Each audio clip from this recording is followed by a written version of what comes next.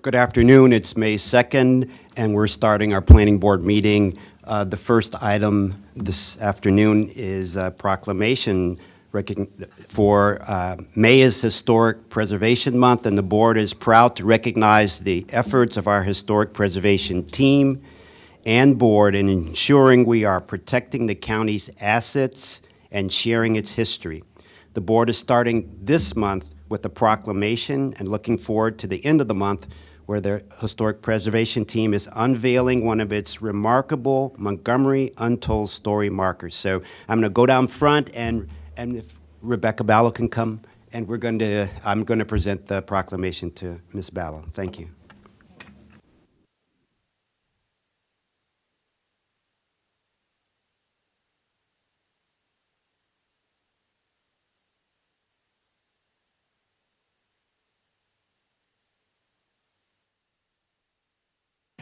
You can hold, and then I'll just read from. Okay. Historic Preservation Month proclamation. Whereas May is designated Preservation Month by the National Trust for Historic Preservation and celebrated throughout our nation, and Montgomery County is rich in historic sites and cultural landmarks that foster dialogue and reflection of our shared past, and whereas the ongoing study of Montgomery County's history and identification of historically significant places expands our understanding of the breadth and diversity of the county's past. And whereas historic preservation is an effective tool for fostering local pride and maintaining community character while enhancing livability. And whereas the Montgomery County Historic Preservation Commission, supported by the staff of the Planning Department's Historic Preservation Office, oversees preservation of more than 2,400 historic buildings and landmarks at more than 430 historic sites in 25 historic districts in Montgomery County. And whereas the county's Historic Preservation Tax Credit Program supports the ongoing investment in historic properties and provides incentives that stimulate investment, create jobs, and improve the local economy. And whereas Montgomery County is home of an excellent network of historians, preservationists, and advocates who dedicate time and resources to promote the county landmarks for the appreciation of residents and visitors alike. Now, therefore, be it resolved that Montgomery County Planning Board hereby recognizes the month of May 2024 as his Preservation Month and recognizes that thanks to the monumental efforts of the many organizations, local government, community partners, and residents in our county who work effortlessly to protect our shared past and enrich our future, our county's unique and complex history is recognized and preserved. Presented this second day of May in the year of 2024. So thank you. And Rebecca, do you have any words that you'd like to say? Nothing in addition to what you just said. Okay. Thank you so much, Chair Harris. Thank you to members of the board, and thank you. Yep, and thank you for all your hard work of you and your team. Thank you so much. Yeah, okay.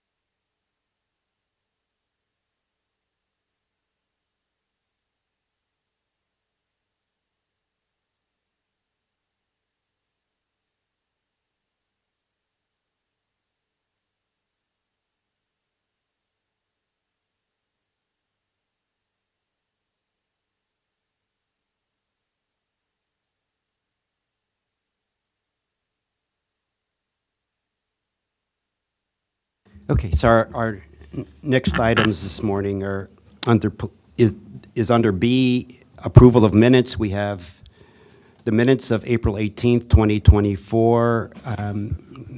Ms. Petalman, you're not able to vote on this one, but everyone else is. And Josh Linden is online. So do I have a motion to approve the minutes of April 18th, 2024? Move to approve the minutes from April 18th, 2024. Second? All in favor? Aye. Aye. Aye. Aye. Aye. The ayes have it 4-0-1. Okay. And the next is we have the Bethesda. No, we'll take the corrected minutes first. Okay, I mean the corrected resolutions. We have 4 corrected resolutions.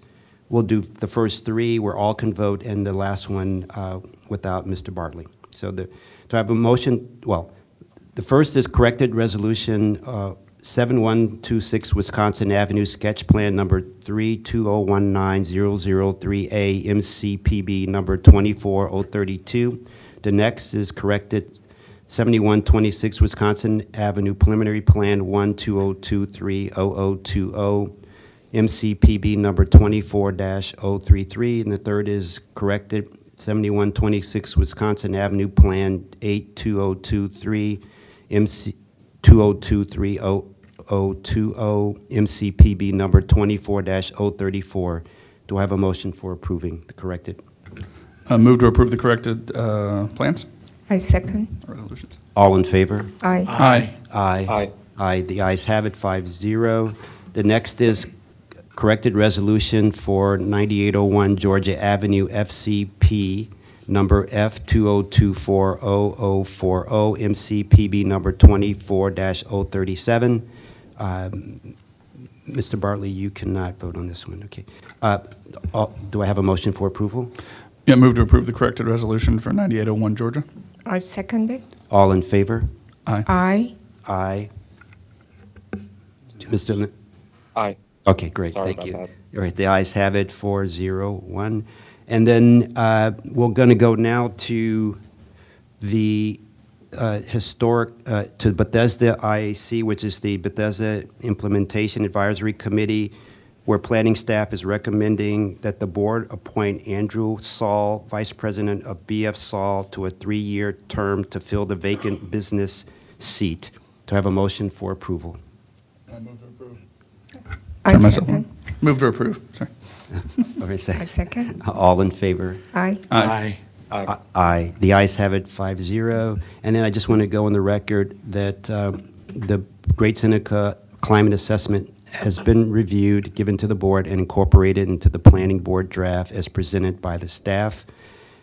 And now we're going to go to record plats. We have one this afternoon, subdivision plat number 2023-0410 Iglesia Vida Nueva, where staff is recommending approval. Do I have a motion for approval? Yeah, move to approve the subdivision plat. I second. All in favor? Aye. Aye, the ayes have it, 5-0. And now we're on to item number 4, the roundtable discussion, where the Parks Director, Mitty Figueredo, will give her report. Good afternoon, Mitty. Thank you. Good afternoon. So last time I was here before you, I had mentioned the upcoming Brookside Gardens native plant sale that was held on April 20. And at the time I said that I planned to drop by and see if I could pick up some plants. Well, that did not come to pass. I started seeing posts on social media before I headed out the door that there were very long lines to get into the plant sale. The lines started forming in the morning before the sale began, and there was a steady line throughout the day of approximately 150 people. Long story short, all the plants sold out. It was quite a success. We do have some more native plant sales coming up at Locust Grove, which I think is an online sale, in Black Hill on May 4th and 5th, May 11th at Pope Farm, and on May 18th and 19th at Pope Farm. So check the website, and if you are feeling lucky and ambitious, head over there and pick up some native plants. It's a great day. So we just had this past Thursday, and I was very sad to have missed it because I was being a good child myself and was visiting my mother out of town. But it was Bring Your Child to Work Day 2024. And this was a joint effort, pulling this all together. It's actually a lot of work. It was a joint effort led by the Planning Department's Mondrian Miller and by our own Parks Department's Sandra Samuel. At Wheaton headquarters, we had 100 children, and across the Parks Department, we had about 200 kids at different sites. And the children were going to different workshops and events throughout the day to kind of learn what their parents and what the adults do around here. And these events included mapping, electrofishing, which is my personal favorite, stream monitoring, bingo at Wheaton headquarters. There was a lunch that was hosted at Wheaton Regional Park with the merry-go-round, with the train, some tree climbing, and just general running around and good times. So I think it was a great day, and I have to say, I think the commission's kids are the brightest and cutest around. So April was Earth Month, as you know, and our own sustainability team, Kayla Hickman and Adrian Thomas, pulled together and hosted a number of events to commemorate Earth Month, including every Thursday there was a park cleanup, and our volunteers picked up over 500 pounds of trash from our parks. There were other events like lunch and learn events, and we also partnered with DEP and some other local nonprofits to host Green Fest, where people come together to learn more about sustainability and the environment. Now, I have to say, when you're in a management or a leadership position in an organization, you know, one of the things you get to do is take a little credit for the good work of the team in the organization. But I have to say, I am just incredibly proud of our public affairs and communications team. The things they think of are so creative and outside the box, and I am just always blown away. And they win a lot of awards. It's not just me, you know, their work is recognized. So once again, recently, our Public Affairs and Community Partnerships team won multiple awards from the Public Relations Society of America's Maryland chapter. They won several first place awards called Best in Maryland, one for the Montgomery Parks Skate Park Survey social media campaign, for Shredding the Divide, which was our skate park outreach campaign, and for Your Next Adventure Starts Here, which was the Work from Montgomery Parks HR recruitment campaign. They also won some awards of excellence for the Holiday Barket Event Marketing and Outreach Campaign and for the Skate Park Survey Media Relations Campaign.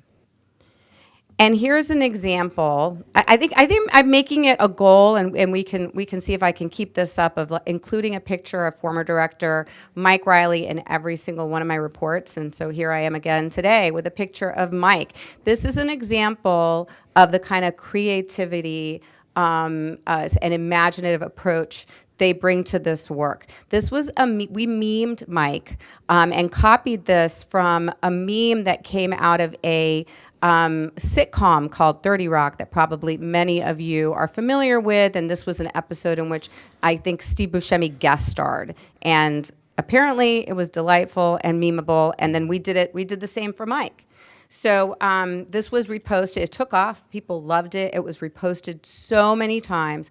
And one of the comments we got was, wait, someone in government is engaging the public using humor. And I would have to say that, you know, I think I agree with the sentiment expressed in that comment. Humor is an underrated and underutilized tool in our field for engaging the public. And what we're trying to do here is get the public informed and interested about what we're doing, and this is a great way of doing it. So again, I'm just very proud of them and very, very proud of this work. So I wanted to highlight for you all another example of the incredible work that our park police do in the community. We received recently an email from a resident praising the work of one of our park police officers, Dina Karen. There was a small dog that was stranded in Rock Creek in fast-moving water, and the owner could not get to the dog to rescue the dog. Officer Karen went down the bank, which was very steep. She entered the water, and she managed to save this very scared, skittish dog. And her owner was so grateful. And, you know, obviously it's about rescuing a dog, but it's also about having park police out there who are engaging the public and showing the public the positive role that, you know, police and public safety can and should play in our community. So I'm very grateful to her and to all of our park police who are out every day out there just doing an excellent job. So last week, we attended, and when I say we, Planning Director Jason Sartori and Planning Board Chair Artie Harris and a number of Parks and Planning staff attended a couple of committee meetings at the County Council. We attended first the Planning, Housing, and Parks Public Safety Joint Committee to discuss the Police Department, the Park Police budget. And then after that, the Planning and Housing and Parks Committee meeting to discuss the Parks Department's operating budget. It was some good news to share that the Joint Committee, the Public Safety and Planning, Housing, Parks Committee, voted to restore the very modest program enhancement that Park Police had asked for, that was converting a seasonal position to a full-time position for another barn manager to help take care of our herd of Park Police horses. And then in the Planning, Housing, and Parks Committee, they voted to restore the funds that it would take. It's roughly about $1 million to put us back to a same services budget. In other words, they agreed that our OBI, our contractual, and our inflationary increases should all be considered major known commitments and restored to us. We had also requested restoration of 2 other tiers of non-recommended reductions that the Planning Board had approved in order to meet the county executive's budget, recommended budget. They voted to restore, not to restore it, rather to add on a new and enhanced programs list all of our Tier 1 requests, save one, which was for lease of some high-volume mowers that they moved to, at this point, what is now Tier 2. Tier 1 they added as one tranche, so that will be considered at the end of the process for restoration, depending on how the council, you know, finds resources to add things back into the budget. And then a second tier of items that were listed individually that will also be considered by the county council during the budget reconciliation process over the next few weeks for restoration. So our next step is that we will be in front of the full council to review the recommendations made by the Planning, Housing, and Parks Committee on Monday, May 6th, and we hope that they will concur with the committee's recommendation. I do have some good news. We recently received a $1.6 million federal grant for improvements to our Northwest Branch Trail, and this was courtesy of our 2 senators, Senator Chris Van Hollen and Senator Ben Cardin, and our member of Congress, Jamie Raskin, who secured this funding for us. We do expect to begin construction on this project in 2026. It'll take about a year to complete, and it will help support pedestrian and bicycle connectivity to the Purple Line. So we're very grateful to them. As this board knows, you know, we do try to seek other sources of funding wherever we can from federal and state grants and elsewhere so that we can supplement the tax-supported resources that the county council provides to us as well. So Mide, is that completely new trail, there is nothing there right now? I believe that what's there now is natural surface. There's a trail, but it's not paved. Okay, so we just pave it. Yeah. They're not, oh, Yeah. okay, okay, thanks. And then this coming Saturday, weather permitting, I'm anxiously monitoring the weather. We are hosting our first Sligo Creek Fest. It's on Saturday from 11 to 3 between University and Dennis. It's that portion of Open Parkway. We are expecting thousands of attendees. We have planned all kinds of events and music and food for folks. And we're just getting a tremendous outpouring of sort of excitement on social media. And so I'm deeply hoping the weather cooperates and that it's a wonderful day. And I also want to mention that Dominique has passed out our events calendar for you all, or she is passing out our events calendar.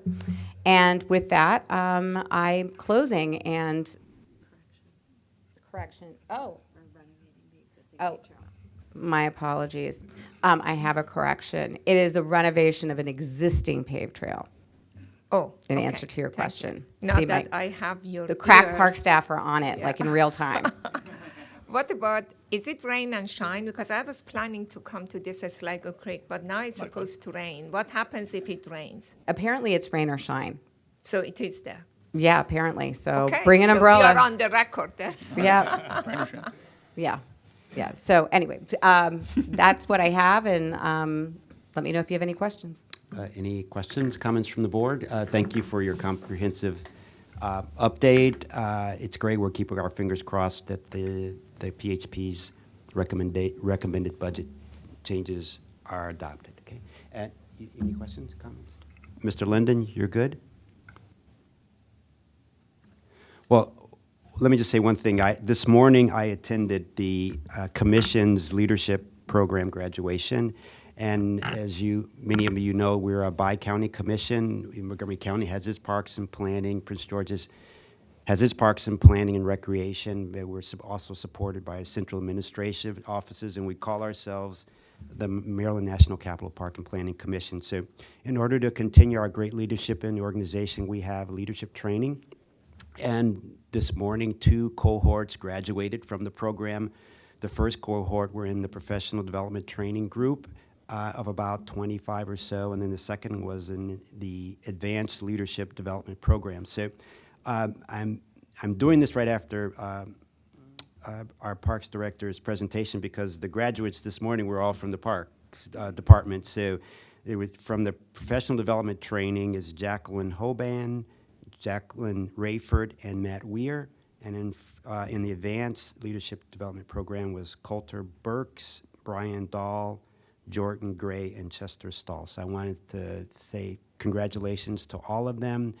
Prince George's also had several, and then also the commission had several that went through this graduation program, so leadership program. So it's so important to have it. That's why I'm so proud to be part of the commission. It was such great staff, such great leaders, and that's how we will continue to provide great ideas, great services to the constituents of our respective counties. So thanks so much for that, and we'll just take a 1-minute break, and then we'll start with our item number 5, forest conservation briefing. Thank you.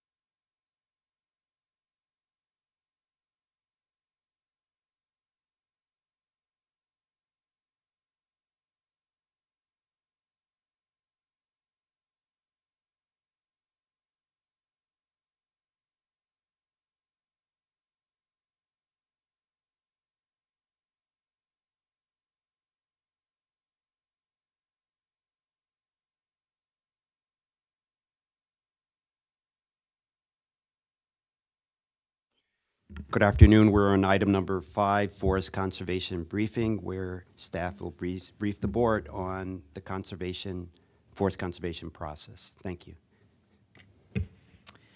Good afternoon. I am Christina Sorrento. I am the Chief of the Intake and Regulatory Coordination Division, and with me is Amy Lindsay and Mia Rothberg. We are here to give you an overview of the Forest Conservation Law without, hopefully, I don't want to lose the forest for the trees, though, in it, so we don't want to get too deep into it. It can be quite a technical law, so we're trying to keep things high level, but enough detail so things can make a little bit more sense when you see them in front of you. That is our goal, at least.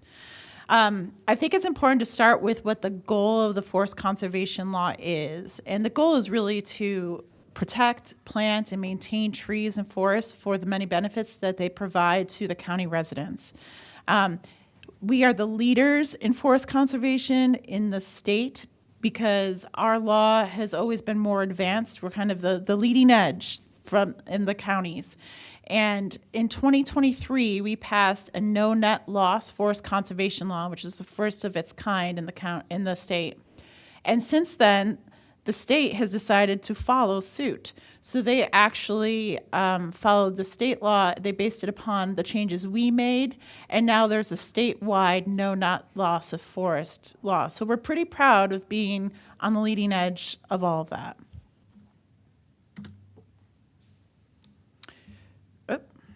Oh, there we go.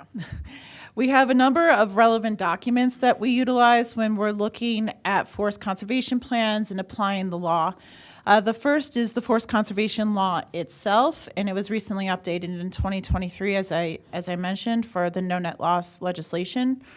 We also have forest conservation regulations that go with the law.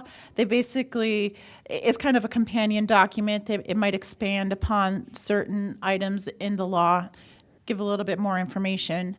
There's a trees technical manual that has not been updated in quite some time. It is the original trees technical manual from 1992. That is on our radar to update, but it is a technical manual to provide planting and tree care and that sort of information to the professionals that are out there doing the work.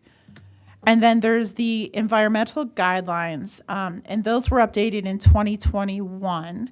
And they really focus on guidelines for sensitive areas, streams, stream buffers, and different categories related to more of the naturally sensitive environmental areas. So our authority comes from state law. There's an enabling state law, and then from there you have to at least comply with that, and from there you can become more strict. The first law was enacted in 1992, and we have since updated the law numerous times since then. The county law, it does not apply to areas that have their own laws, and those include Rockville, Gaithersburg, Poolsville, Laytonsville, Washington Grove, and Barnesville. So implementation and enforcement. I think it is important to note that we are the sole implementers, administrators, enforcers of the forest conservation law. There are no other county agencies or anybody else involved with that. So it is solely the planning board and the planning department that works on this. We have essentially 3 different separate groups that focus on the law in different ways. We have environmental plan reviewers. They review the forest conservation plans and exemptions as they come in associated with development applications. We have our forest conservation inspectors who monitor easements and ensure compliance with approved forest conservation plans. And then we have our Reforest Montgomery team that does some really exciting stuff we'll talk about at the end, but does a lot of planting programs throughout the county. And we do forest banking and oversee that as part of that too. So the general applicability of the code. Essentially, the forest conservation law is going to be applicable to all development plans that come to the board. They require a forest conservation plan or an exemption. If there's a sediment control permit that's required and the lot or the tract of land or contiguous lots are more than 40,000 square feet, forest conservation law comes into effect then. If there's a mandatory referral or park development plan on a tract of land greater than 40,000 square feet, then it also comes into effect then. Each time the forest conservation law is applicable, so every project that you see, it will have either a forest conservation plan or an exemption.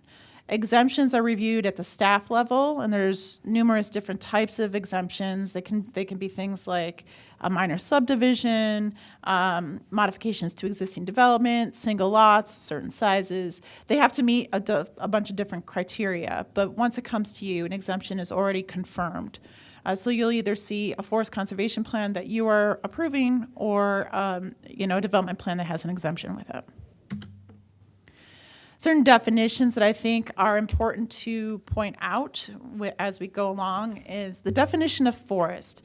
According to the forest conservation law, because there's many definitions of forest out there, but according to the law, definition of forest is covering, a biological community of trees and other woody plants covering a land area which is 10,000 square feet or greater and at least 50 feet wide. Sometimes we will have forest if it might be a little bit less than 50 feet wide. If it's contiguous to other forests, then that will also count. But this is essentially the definition. The other two definitions that I think are important to understand for the rest of what we are going to talk about today are reforestation and afforestation. They can be confusing. Reforestation means that you're creating forest in an area that previously contained forest, essentially. Afforestation means you're planting forest in an area or tree cover which has either never had forest or it's very long been absent from the area. Can I jump in with a quick Sure. question? Why the limit? Why the limits of 10,000 square feet and 50 feet wide? Is there sort of a ecological niche aspect of it? Is that like healthy-ish forest? It's about a fifth of an acre, I think, give or take. And I was wondering why is that the threshold, or is there is there biological or sort of That is basically right. That if you get narrower than 50 feet wide, you're basically down to maybe one tree with maybe a couple of shrubs. So that we have to have standard rules. No. And so this is what was chosen because we did have 35 feet wide for a while. Mm-hmm. And what we found is that it really wasn't forest. Yeah. So this is sort of the minimum to get you a meaningful amount of forest. Okay, thank you. Does the state also have a definition of a forest, or ours is more stringent than the state, or how does it, or just out of curiosity? I don't remember if ours is more stringent than the state. They do have a definition. It might be the same, but Okay. I don't remember if it's more stringent or Okay, not. thank you.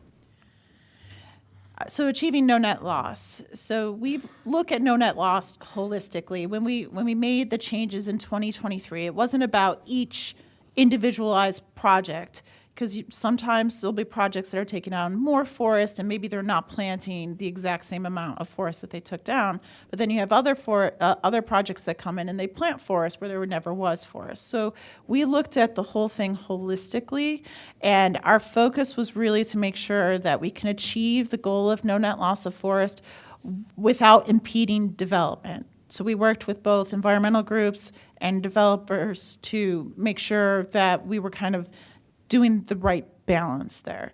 So that's some of what we're going to talk about now is how we get to no net loss and what we look at. Yeah, that's good. When you get into that, I think maybe you include it, but when we say net loss, is it the number 3? Is it canopy? And is it within how many years we are thinking about if it is canopy? So, because I think you're going to have some loss, even though if you do the same amount of the tree, because you remove something really large, and then Even though if you put something bigger, it's not going to have that canopy. And the canopy, depending on the type or brand, it may take longer until it achieves. If you just include what is it that the definition of no net loss means for trees. Sure, and that makes, I understand your question. It is really based on canopy coverage in a lot of ways because that's the easiest way to measure it. It's done by aerial images. But when we look at how much forest is planted and how much forest is retained, we have to do a report out every year to the state.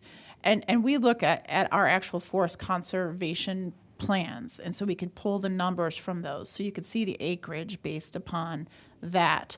That is what the state ultimately would look at to see if there's no net loss or not.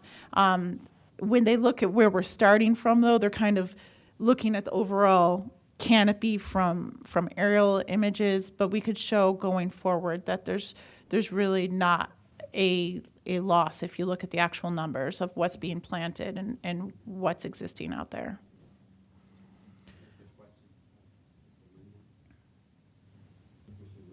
Commissioner Linden, you have a question? Oh yeah, thanks. This is already really great stuff.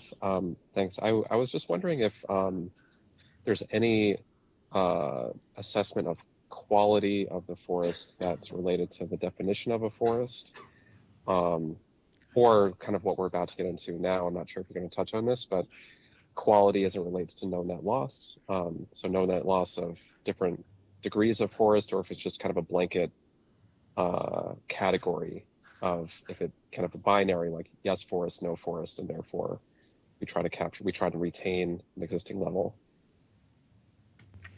So that's a really great question. So when we're looking at the definition of forest, we are not including, when we're looking at a development project, there will be an assessment of the quality of forest. However, the definition of forest does not include a quality component to it.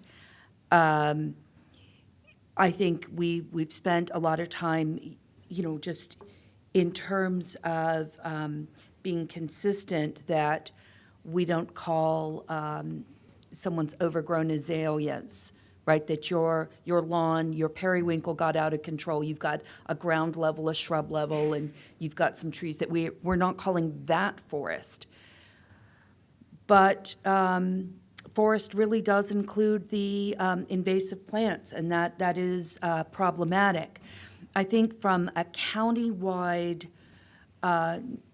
perspective of no net loss, what we're really looking at is acres at that point. And of course, we're always trying to preserve the highest quality forests, to revitalize our forests, but it's really looking at a numeric designation. And also, invasive management is really a huge part of what we are looking at on site-by-site basis, because invasives can cause us to have fragmented and lost forests. So that's one of the things that we are always looking to improve. One of the things that a reviewer can look at is supplemental planning in addition to the invasive management within an existing forest, if there's one on site that will be preserved to make it, a better quality forest. So there are things that we do, but overall, it is more based on an acreage. But acreage doesn't really give you the canopy. It's just the acreage of replacement. So you could have a big, thick forest that is going to be eliminated, that it may be 4 or 5 acres, and you could have like 4 or 5 acres of younger, that it may take 10 to 20 years to give you that canopy, correct? Yes, that is correct, that when we remove forest and we replant forest, forest comes in all different stages, even when it happens naturally. You have, forest at the beginning of its lifespan, it's different species as it's moving through the phases. But yes, it will be different. And you're right, we always leave room for the trees to grow. So from, how filled out is that forest? You're right, it's not as fully grown in as mature trees. Yeah, it would be good, because canopy is very important. It's important for sustainability, it's important for cooling effects and everything else. And I know that even in your development review, we put some of those canopy into the thing. I do not know if it is something that, I'm not saying to do it now, but just something to think about, that it would be nice that we have some kind of measurement about these canopies and see that how these canopies could get mature and how it is in reality working. So if we get the same acreage, or sometimes we get more than, so if you have removing 2 acre, you may replace it with 4 acre or something like that, it's replace more. We just see that how in general after 5 years or 10 years the canopy is being affected. Maybe it's not as much as different, change that we think about. I don't know, but it would be a good measurement in my opinion. Sure, absolutely. And of course, we take into account when we're speccing out the trees for the plans, the type of canopy that they will have and making sure there's a diversity of types so it's not just one type. So priority areas for retention, the law lists out a number of priority areas for retention that must be protected unless reasonable efforts have been made unless development cannot reasonably be altered. Floodplains, stream buffers, steep slopes, critical habitats, contiguous forest, rare, threatened, and endangered species, trees connected to historic sites, champion trees, and areas designated in master plans. So those are the top areas. When a reviewer is looking at a plan, they want to make sure that those are protected and retained. The ways we can retain these priority areas is by using easements. Any forest that remains on site must be put into an easement for permanent protection. Otherwise, in the forest conservation plan, it will be counted as cleared. And we have 2 different types of easements. We have a Category 1 and a Category 2.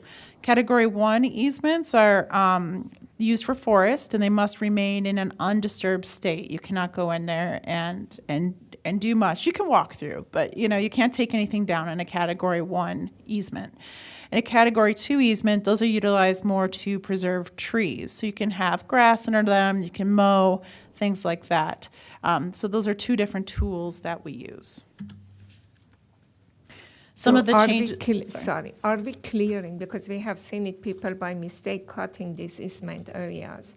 I think that we should make sure that all of these categories are clearly identified and signed in the field, that the trees and the forest is being protected. A lot of these happens by mistake. I don't think really people go there knowingly to remove the trees. But if it is clearly identified, and I do not know if we fence them, do we put fence around it? Yes, I will get to that under the planning board policies in a moment, yes. But I understand what you're saying. So one of the changes that we made, significant changes in the no net loss bill, was for requiring stream valley buffer planting. Before, we would put stream valley buffers in easements, but wouldn't require them to be planted. And then it just kind of gets overgrown, or you end up in this situation where people don't realize it's in an easement because it's open land. So the changes required that all unforested stream valley buffers are reforested. And then the other change was now entrance into a stream valley buffer would require a variance if you need to disturb it in any way. And if there is a variance, the minimum reforestation required is either 2-to-1 or 2.5-to-1, depending on where the mitigation occurs. With just a quick, with the unforested stream valley buffer, is that assuming that all stream buffers should be or are forested for the most part, or naturally would be forested? It is. There are a few exceptions. Okay. There, if it's in if it's in parks, and parks has a different habitat that they're going to put in there, that's one exception. Another exception is if the area is just really not suitable for forest. You know, sometimes it might need more like a wetland condition and things like that. So we do have a few exceptions, but many of the stream valleys can be forested. No, Yes. okay. I'll make sure. Thank you. Okay, so here comes a little bit more of the technical piece, so bear with me on this. There's something called the forest conservation threshold, and there's some afforestation requirements and reforestation requirements. And this is what the plan reviewers are looking at when they come to you and say, okay, this is X amount of planting needs to occur or here and things like that. So in this case, these are two separate columns, even though they're kind of right next to each other. They really are two different concepts. For forest conservation threshold, that's what you're using when it's existing forest on site. For the afforestation requirement, that is what you're using when there's no or minimum forest on site. So, for instance, if it's an agricultural use and you have 100 acres, you would have, in this scenario, you'd have 55 acres of conservation would be required if there was existing forest on site. If there was no forest on site, it would be 20 acres of planting. What do you mean by that? You mean that, because I don't understand exactly what that means. That means that if you have 100 acre of agriculture, you cannot touch 55 acre, but you could remove 45 acre of it. So let me walk through these next examples because I'm a visual person and maybe this might help you. And if not, let's come back to your question. So here's an afforestation example. Say this is an institutional use, which has a 20% afforestation requirement, and say it's a 100-acre tract area. The requirement is 20 acres.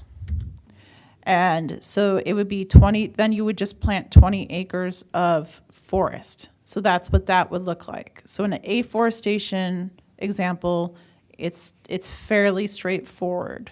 If you had 5 acres of existing forest on there, then you would plant 15 acres to bring it up to the 20 acres. Reforestation, this is where the conservation threshold comes into. We changed these ratios with the no net loss legislation to incentivize mitigation within the same watershed or a priority area, which includes special protection areas and PMAs and the 4 lower watersheds which have less forest cover and historic forest loss. So in this little map, you could see the SPAs and PMAs are all in these outlined areas, these like black outlined areas there. And then the priority watersheds are in the green and the other watersheds are in the blue. So if you're clearing above the threshold, so that's going back to that 55%, those 55 acres, if you're clearing above the threshold, within the same watershed or in a priority area, you would be replacing it with a ½ acre of forest for every acre that you clear.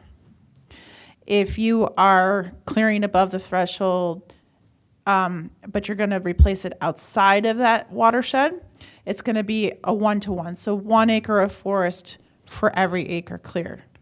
If you go below the threshold of what's required and you're clearing below it, and you're going to do it within the same watershed or in a priority area, the reforestation requirement is 2 acres of forest for every 1 acre cleared. And if you go outside the same watershed, it's 2.5 acres for every 1 acre cleared. So let me show you an example. This is the institutional use again. The forest conservation threshold is 25%. So it's a 100-acre net tract area.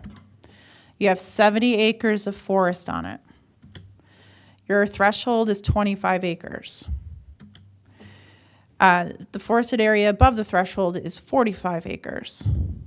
If you're clearing 30 acres, then you're clearing above the threshold. So then you would use that half acre or 1 acre requirement. And that's depending on where you're reforesting, either within Correct. the watershed or external. Okay. Correct. Can I ask one quick question? Yeah. And if this is going to be too technical, let me know. Is every reforestation requirement that it be within Montgomery County? Yes, Okay, so it can't go over the line and reforest within the same watershed for Frederick? it has to be in the same county. Cool. If you're clearing 50 acres, now you're clearing below the threshold. So in this case, it means that the lower reforestation ratios apply, so that half acre to 1 or the 1 acre to 1, for the amount that you're clearing above the threshold. And then for the amount that you're clearing below the threshold, the higher amount kicks in. So that's where that 2 to 1 or 2.5 to 1 kicks in. Does the reforestation have to take place on the same parcel, or can the reforestation take place in a forest bank? So it does not need to take place on the same parcel. It can take place, there's a number of options, and I think I'm almost about to get to that, so. Yes, here it is. So the first, we have a preferred sequence for maintaining and planting forest, conserving and planting forest. The first is always, we would love on-site planting, on-site, reforestation, afforestation. Then the second is off-site afforestation or reforestation. The off-site means the applicant finds another property and does it on another property. That's a property that maybe they know the owner, that it's separate, it's not a bank, but it's just a different property they've identified and they do it there. The third is the supplemental planting we talked about, where you can, put some better trees and shrubs and things into an existing forest to bring the quality up. And then the fourth is acquiring credits from a forest mitigation bank. And we'll get into the banks in a second, but that is an option. If you can't do it on site, you don't have another off-site area to do it that you're aware of, that you have access to, and supplemental planting's not gonna work, you can go to a forest bank. And then the fifth option is paying a fee in lieu, which is money into our forest conservation fund, and we'll talk about what happens with that money in a little. And then the sixth option is landscaping in certain situations with an approved plan. I have a question. Sure. When there is reforestation, do you all determine the type of trees based on longevity, fruitfulness, high yield, and native species, or are they allowed to just plant anything? No, they have to plant native, and I will let Amy elaborate. Yes, we do actually look at the species planted. So for example, if it is a bottomland condition, so we're talking maybe we're next to a stream bank, we're going to be looking at a native association of trees and shrubs that all grow together naturally, right? So we are going to try and recreate this as close as possible. We're probably not going to go for a climax forest, right? So that's when the trees are always already super mature, but we will work with the applicant so that it's just not just any old trees out there, that we are actually working for a diversity of species so that we don't end up with the green ash situation again. For example, right now, we have a lot of red maples in the county, really trying to reduce the number of red maples we plant and planting some other things. So we are actually really looking at this whenever we're working with the applicant on species. So we have Commissioner Linden with his hand up. Yeah, thanks. Just a couple of quick questions on this. First, on this preferred sequence, can you talk about sort of how you about what the applicant has to demonstrate to sort of move down the sequence. If, for example, what do they have to demonstrate that like their claim that they can't do it on site, or they don't have any availability off site, and to what extent we assist them to find something off site if that is a higher order preference than, you know, moving on down the list and so on. I'm just kind of, you talk about sort of what they have to demonstrate in order to kind of move down the list, because I imagine in some cases applicants would prefer, of course, to maybe do things further down the list for whatever reason related to their development or financial reasons.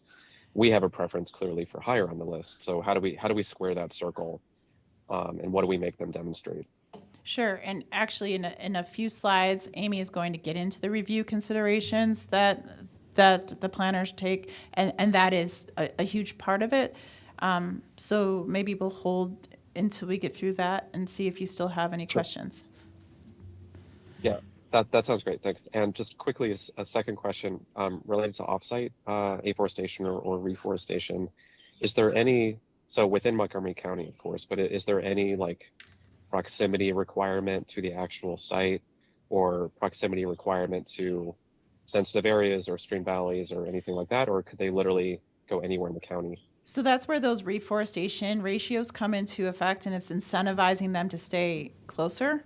Because if they go outside of the watershed, or if they go outside of, special protection area or our priority areas, then it becomes more expensive. You have to plant more. Gotcha. So, Thank you. you're welcome. Forest mitigation banks. So forest mitigation banks are established as, they can be established in two ways: as either part of a forest conservation plan that comes to the board with a development plan, if the applicant plans to plant excessive forest, or they have excessive forest on there above and beyond what is required as part of their development plan, they can create a bank through that process. Another way, in the way we probably see more banks, is through a standalone forest bank application, and they come through, and that's done at the staff level, and we make sure that the banks, or that the forest is planted in the way that it's going to succeed, and we dictate how those are planted and their survivability requirements for that. The minimum size of a forest bank is 1 acre. The bank operators set their own rates for bank credits, so we do not get involved in how much it costs to buy a credit from a forest bank. They're all individually owned and operated, and that's a private situation where the applicant goes directly to the bank and they negotiate the terms of how much it costs for the credits. We don't get involved in that. But we do approve the banks to make sure that they have forest, that they are to the level of forest that we expect, that they're surviving, and we also have to approve a certificate of compliance that shows that they still have credits left to sell in order for the applicant to use those credits, and we keep track of how many credits are available in each bank. Planted forest banks have a 2-year maintenance requirement, and then there's a required ratio for purchasing credits from a planted forest bank, and that's 1-to-1. And if you're purchasing credits from an existing forest bank, that's 2-to-1.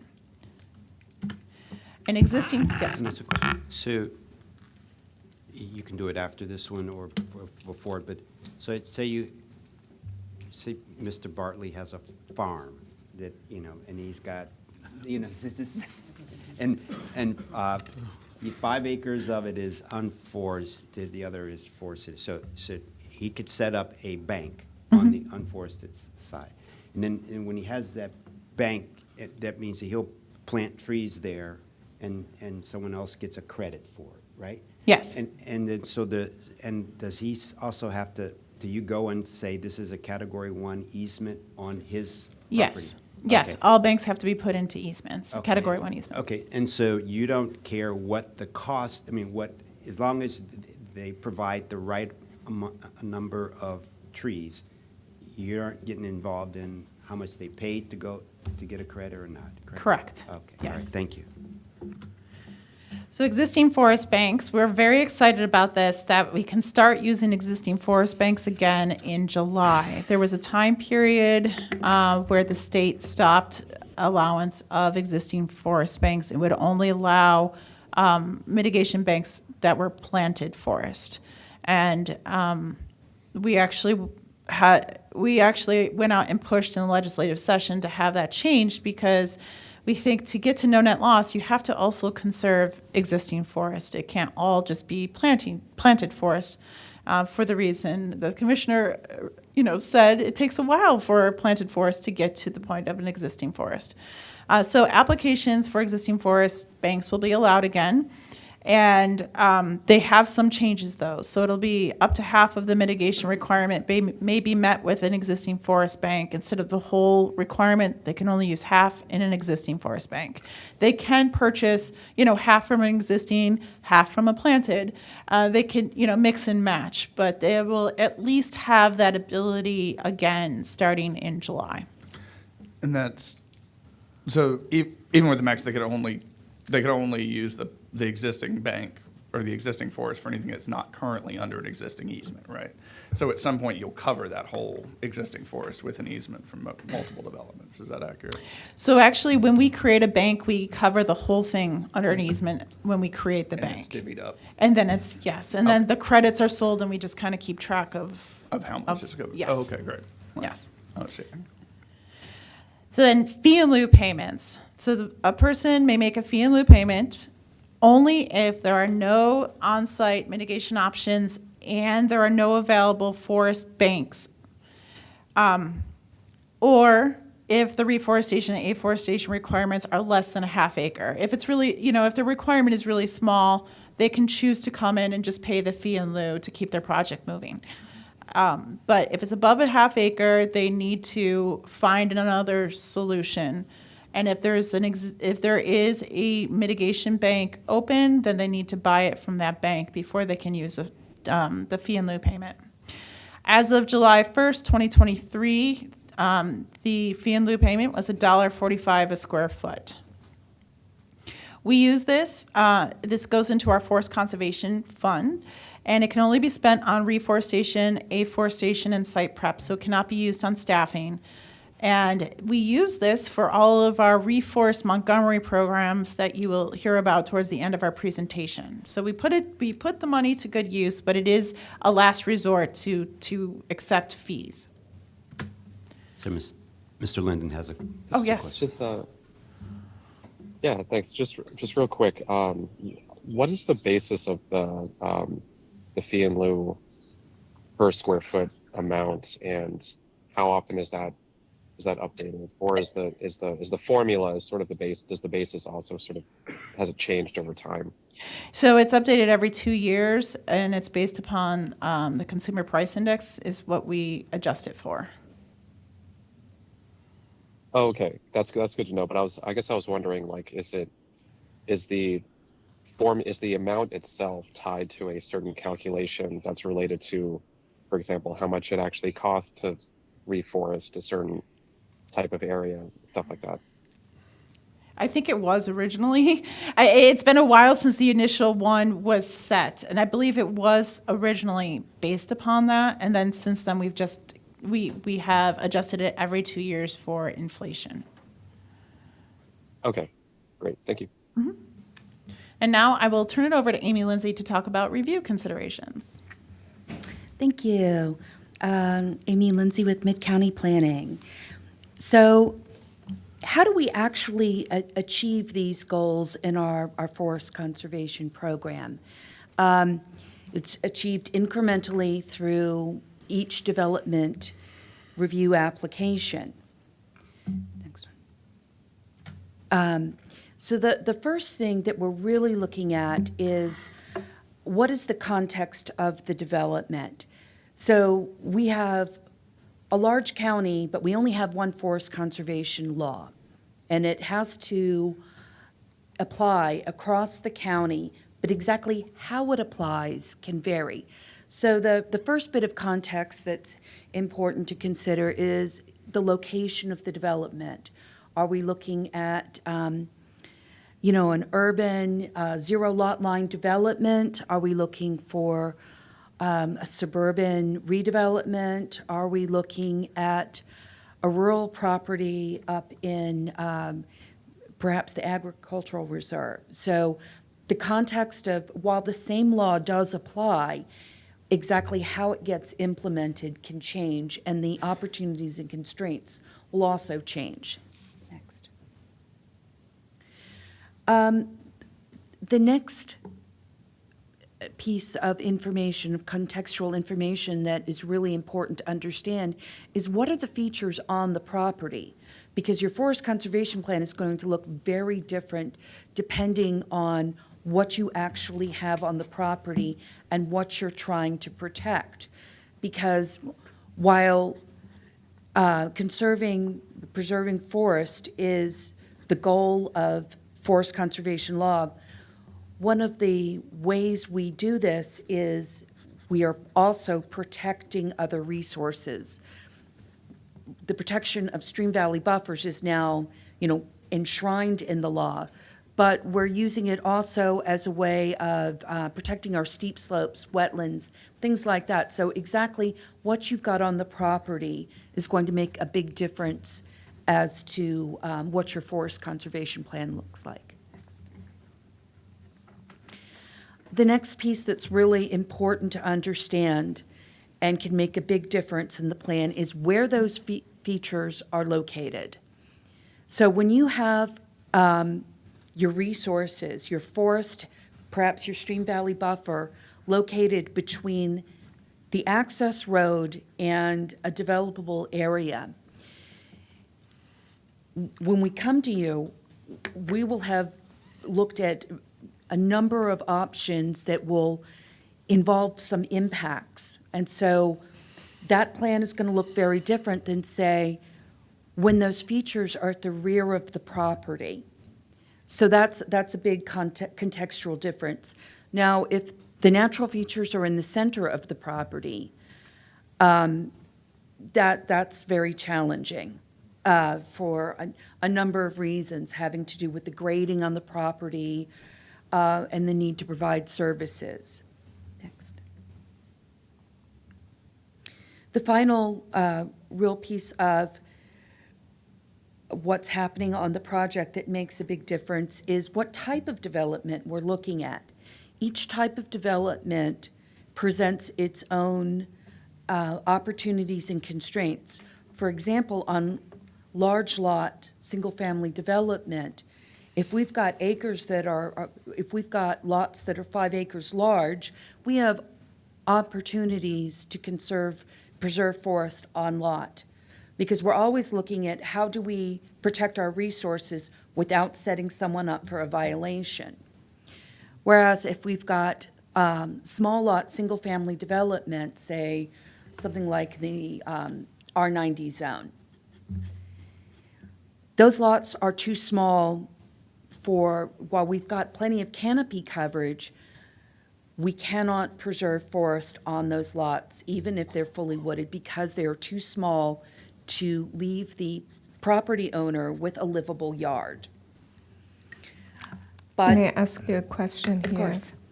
I always wondered, so now it's my chance to see how we answered. The small lot, single family, so there is a piece of land that you have the woods, and then you come in and you divide it on these small lots.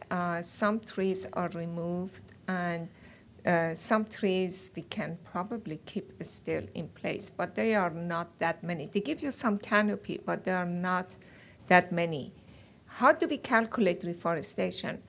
Is those 3 sections, small sections that has been left in place, they are not 10,000 square foot, they are not 50, but they are just bunch of trees that are beautiful and are staying safe, and we are happy that they haven't cut it. Is there any incentive for the developer to have more of this kind of trees saved, either through reforestation or either through anything else that they cut less trees than what they usually do for the ease of construction? There are incentives. Now, I will, and I'll get to some examples in a few minutes where we can talk about what the actual challenges are in plan review and the process we go through. There are incentives. We can give credit for retention of existing trees.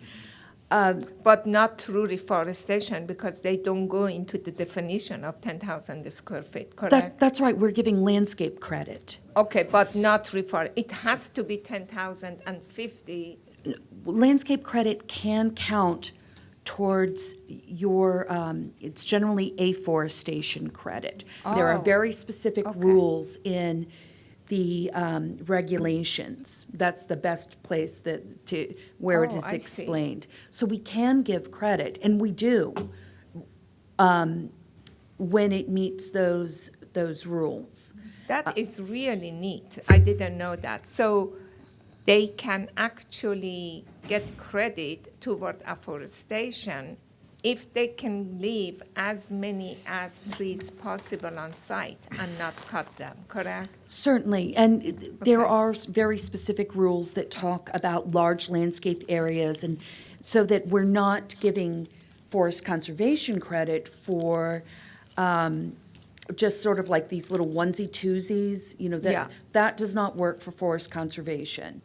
But we do have the ability to give credit for retained trees, as well as new planting areas that are not forest. But it's only under very specific circumstances that we can do that. I'm just hoping that we have enough somehow incentive or credit that they can leave, because sometimes for ease of construction, they can just remove it.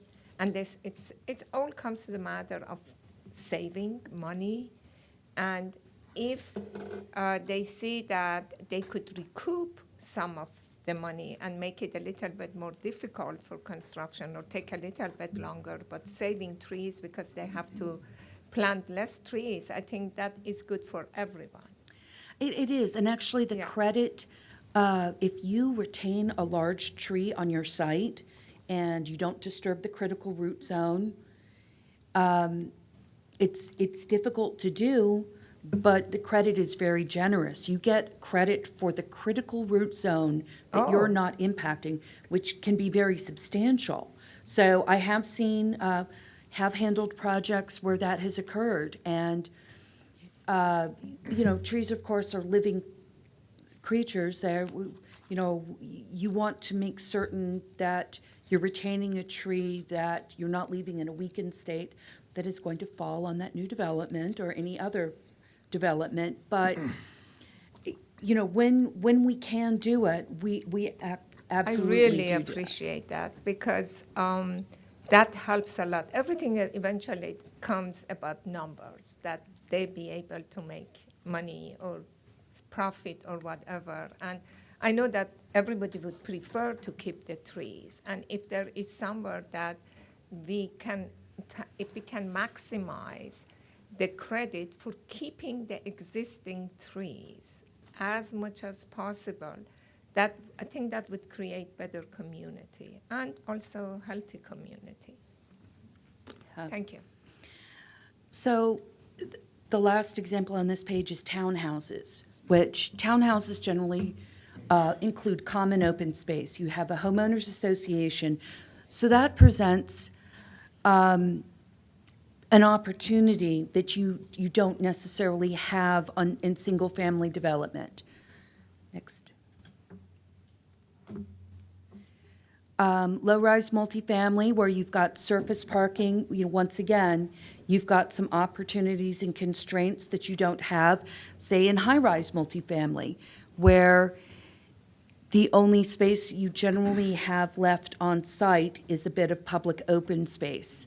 And sometimes even there's a parking garage under that. So what I'm just trying to present are very different review considerations that go into when we bring you a plan. We're all applying the same law, but how it gets applied might be different. Next. Finally, there's institutional development, which institutions are their own separate category, because often the land use is tied type of land use is tied very closely to the land. So we've got a golf course, for example. Golf course that has, streams and forests, and so they're a managed landscape. So how we apply forest conservation law to a golf course, which can be really great open space, might be different than, say, a cemetery, which, once again, it's an institution that is constantly changing if it's an active cemetery. So how we place easements, we're very careful about. We want to make certain that we are not setting anyone up for a violation. And on the right is a public school. So once again, there are different considerations there. There are some safety considerations, always looking for, unlike, say, a single-family home, which may look to put on an addition eventually, schools are often planning for the future. So how we apply forest conservation law to institutional uses is, an art as well as a science. I wanted to jump in. Oh, sorry, go ahead, Megan. With something like the institutional use, with something like, say, the golf course, right? There's plenty of open space, but none of it's publicly available. Like, it's all privately sectioned off. Like, do we treat that differently than, say, the townhome development with, like, a courtyard that's accessible or an easement that's publicly accessible? Like, I mean, it's nice that we've retained, for the ecological purposes, some forest on that golf course, but nobody can get to it unless they're members. Well, You can get to it. so forest conservation easements don't necessarily have a public access component. It is still the private landowner's land. And so we have a lot of forest conservation easements that are at the rear of a property. And just because it's back there does not mean anyone can cut through and go to that easement. Yeah, but in some cases, we're counting privately owned public space as part of their forestation or afforestation portion. But I mean, in these cases, we have, do we treat it any differently when it's a retained forest or afforestation requirement that is accessible to the public versus one that is not? I will say that there are some occasions where we will have public open space that includes forest conservation areas. And that's kind of like the one case where that is accessible to the public. In those cases, obviously we want signage.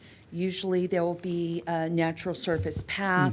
There'll be some way for the public to have access to it and to really enjoy the forest.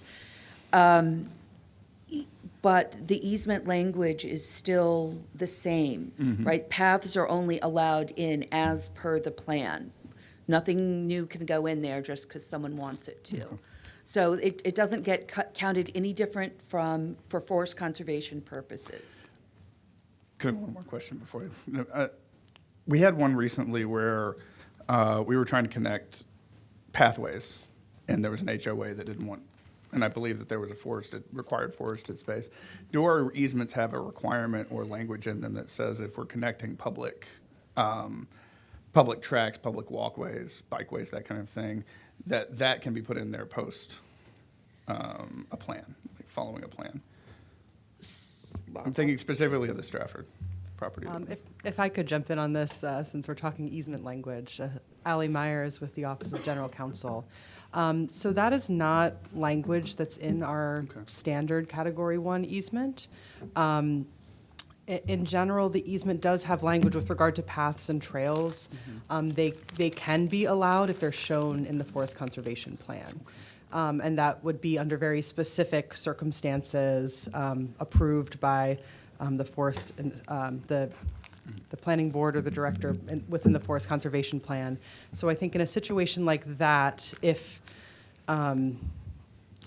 it were appropriate to add such a trail, there could be a Forest Conservation Plan amendment to show it. And in addition, the Category 1 easement language is not, a monolith. We can in situations where there need to be different treatment of easement area, I'm thinking of one where there had been a historic cemetery discovered in that area, that it was determined that would be a compatible use with the forest, but we did add a provision in there regarding maintenance of that cemetery plot. So I think that's how that situation would be handled. Yeah, actually, that was part of my question, because we have had areas that we have distinguished the easement to build paths and walkways. Now, the question that I had was that even though I understand that we can have it, it doesn't have to be private, but we have these banks, okay? So they may have banks and maybe a few acres, and they're under the easement. So after 10, 20, 30 years, if it is successful, you have a nice forest there. Is it possible that to be some provisions that, they have some natural access bikes or natural access trails that people can actually enjoy that forest? I think it would be good that we have forests and have it accessible to people enjoy, if they want to. If the people there, they want to allow some kind of something in there, is that a possibility rather than just have 4 or 5 acres of trees untouched and nobody enjoys it?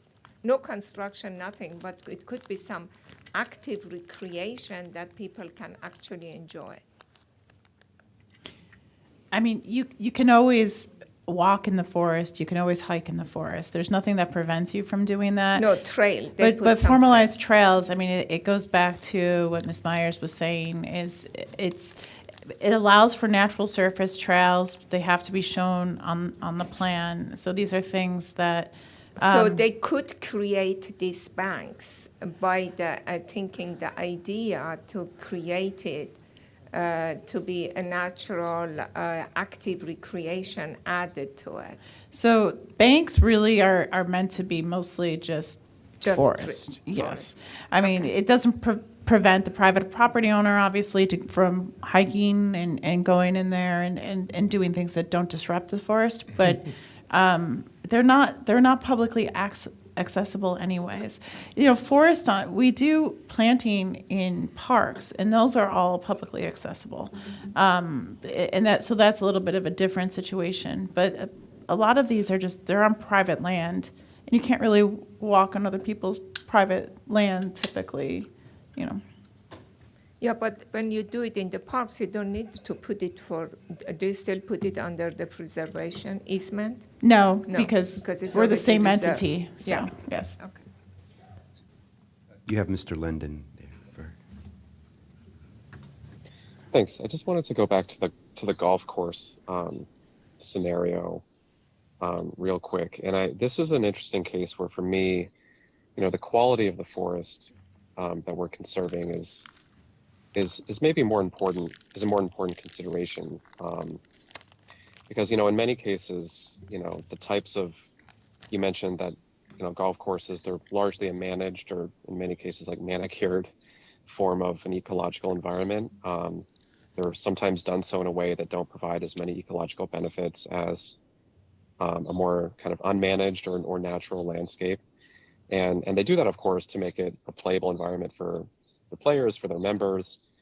And I imagine that in some cases, even if there is conservation on site, and this would be a helpful clarification from you if you're aware, but the two different types, the category 1, category 2, that it occurs to me that maybe golf courses would maybe trend toward, and feel free to correct me if I'm wrong on this, but trend toward the category that allows more of a managed approach. And if so, that does change the nature of the quality of the forest. There's a huge amount of ecological benefit that comes from having the more stringent type of conservation that allows for all of the underbrush and undergrowth as part, like, integral to the actual trees and forests that exist. So this isn't as much of a question, I guess, as maybe just a comment that I do see, potentially more opportunities for kind of, and I know you talked about sort of this is part of the review process that you go through for different applications. understanding the context, the quality. But for golf courses in particular, it does strike me as like a more important consideration to think about quality, just considering kind of what else is going on that land use and how other elements of golf courses typically don't provide the ecological benefits that you would get in a more in a non-golf course forested area. You're 100% correct. And I think each golf course is going to be different. And some of this is going to really be, what sort of, streams run across it. I think it's very situational and has to be looked at on a case-by-case basis. I think institutions are unusual in that way that we really have to look at the land use that goes with that to try and make certain that the land use can continue, that we're not imposing regulations that puts them out of business, but that we are protecting the environment in meeting the law and in a high-quality way. So I don't have an answer. I think that's a conversation that needs to take place in each situation, talking about the exact context and figuring out where that balance point is. So other things that we take into account when we are reviewing a development plan are what the master plan has to say. That can make a big difference in the protection and preservation of resources. So for example, master plans can say, this forest is a high priority for retention and protection. All efforts must be made to preserve it. They can grant flexibility. They can stipulate where a road entrance needs to come from, which would then have implications for the forest conservation plan. They can also direct priorities for planting, what sort of areas need to be looked at. So that's one of those things that we do read the master plans to make certain that the master plans go through that extensive public process, and we want to make certain we're bringing that thread all the way through. There are also zoning requirements and other agency requirements. Fire and Rescue has their requirements. We need sidewalks. There are all sorts of priorities that come into play when we're reviewing a forest conservation plan, so we're not looking at it in a vacuum. It's not just the worksheet says this, and that's what we do. Next. So when we're reviewing a plan, we follow this really basic, it sounds a lot easier than it actually is, the strategy to make certain we're meeting the law in the best way possible. The first thing is we're going to try and avoid impacting the resources. Then we're going to try and minimize the impacts. And finally, if we've gone through both of those steps, then we're going to mitigate. But we don't ever skip to mitigation first. Next. So in terms of avoidance, what do I mean by that? I mean, we're going to restrict development. We are going to hold the limits of disturbance back so that we preserve forests, stay out of our stream valley buffers. So this is an example of a development plan that was approved a while ago, where you can see the stream valley buffer in blue and the limits of disturbance really skirted right along the edge. And that was a fair amount of work to push that development so it did not go any further than where it is right now. And you can see the LOD is limits of disturbance shown in red. Even the area within the limits that were previously disturbed, they were disturbed for construction reasons, we then went back and replanted so that we had an area of forest there. So that's something that we are able to achieve, particularly when the resource is located at the edge of the property. If that had been right in the center of the property, that would have been much more difficult. But you can see the stormwater management outfall. We always want to be able to convey the stormwater safely. It's when you convey the stormwater well above where the water is going to run to, you're causing erosion. And stormwater management outfalls are one use that are specifically allowed. Next. Minimization. So here is a stormwater management outfall. It is going into a forest, into a stream valley buffer. It's on highly erodible soil, so we really could not leave the water at the top of that slope. Had to bring it down. But in this case, we worked with the applicant to avoid, even though it was all forest, we worked with them specifically to site that stormwater management outfall to disturb the fewest number of trees. It required not just looking at it in plan, we looked at it in real life, going out there and seeing how can we do this. So when we're reviewing a development plan, we've already gone around the limits of disturbance and looked tree by tree to try and restrain that disturbance as much as we can. We're going to look at, can we use a retaining wall instead of grading a slope out? Of course, there are some other considerations there. If we end up with a 15-foot retaining wall, that's also not a very good idea. So there's always some balance and there's a lot of nuance to this, but we will have gone around and gone through this exercise to minimize the impacts. This is another, this is just a set of comments so you can see this is the sort of thing we're talking about. We're calling out specific trees, getting them to remove that limits of disturbance, questioning, why is this here? So this was approved a long time ago, but I just wanted to show you that by the time the plan gets to you, we have worked this plan pretty hard. So there's someone that actually goes foot by foot through the forest looking for certain trees to save and mitigate? Well, we will have done our field work usually when we've done the natural resource inventory, but when we're reviewing a plan, yes, actually looking exactly where we go around here. Why are you doing this? Why can't you do something else? Just really questioning the applicant on,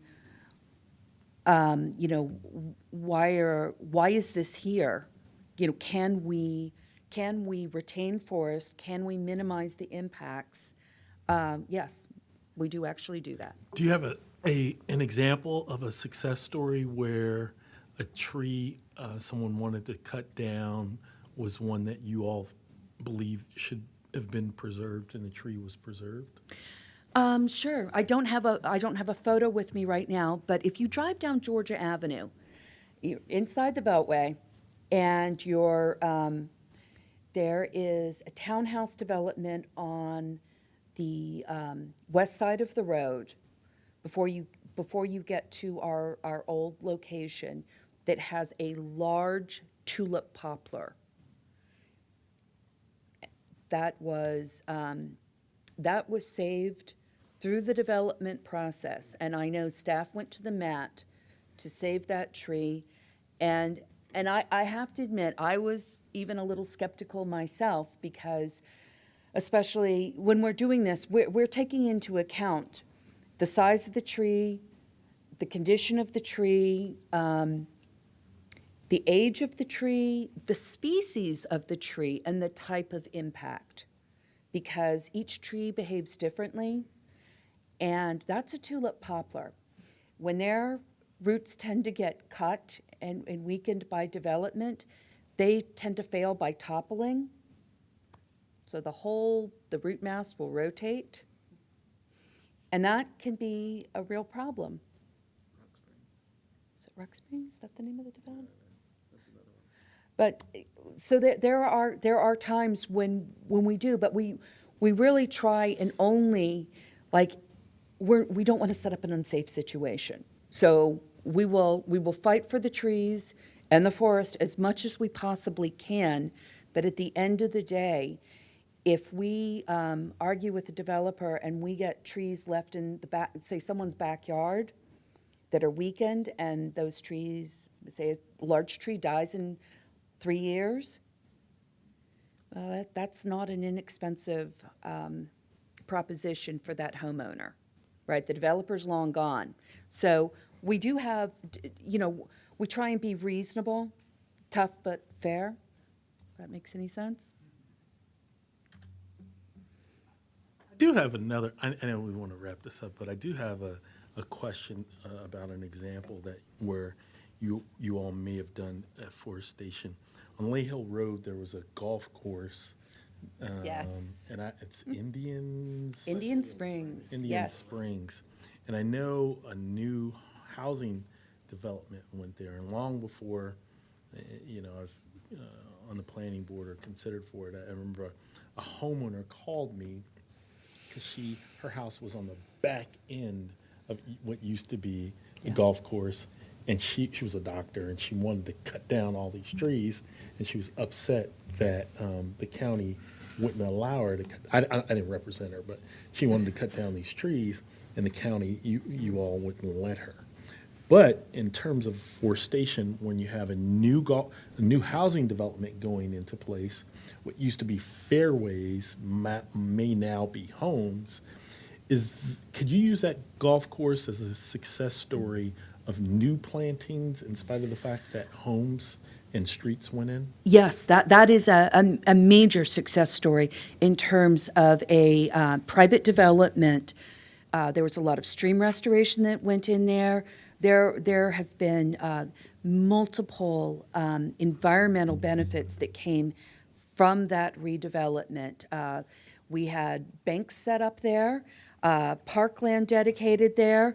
There was planting that was done on the land that was then given to parks. I know I worked with them on some of their path creations.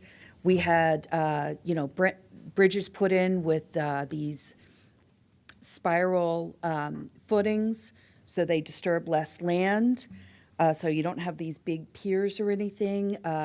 There's even a wildlife crossing under the bridge, so that, while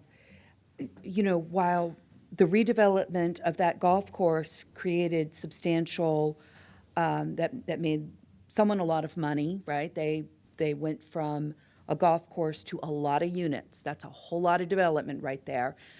But the county got a lot out of that development, and I will say I would consider that a major success story for the middle part of the county. Flashbacks for me, because I was the reviewer on that years and years ago, and that, to what Ms. Lindsay's saying, we work really hard to try and balance all the benefits I think that would result from development, but also in this case having parks kind of maintain and take over a certain portion that connects to another piece of parkland and makes it more contiguous. I forgot about the wildlife passage, but that was even a big consideration to have on that site. So yes, we got a lot out of it. We got a lot of housing out of it. We got some great connections to other communities out of it. But the amount of tree planting and preservation was pretty extreme on that one. There you go. A lot of historic goes there, and it's beautiful houses there also. So. They are. But I will say those easements, I've had to work on the rearrangement of those easements, and I have spreadsheets dedicated to where they took off 100 square feet here and put another one over there. It's a lot. And I do know that not all of the homeowners were so thrilled, but all of those easements are on HOA property. They are not located on private lots. So finally, mitigation. So this is just a mitigation plan showing basically just, here we have in red are the loss of the trees. And yes, they were large trees. The green trees are the mitigation trees that were planted in, to make up for that. And they are smaller. but hopefully there was no forest on this property. Those trees will grow. They were a minimum of 3-inch caliper. So they're not tiny to begin with, and we're confident that we will end up with a greater tree canopy on the site through the redevelopment than we had to begin with. Other review considerations are the locations of utilities. That is a huge one. Sewer lines are most often located in stream valleys. And so whenever we are looking at new development, the slope of the land and where a sewer connection needs to be made, that is something that you will often see and may be a reason for clearing in the stream valley buffer.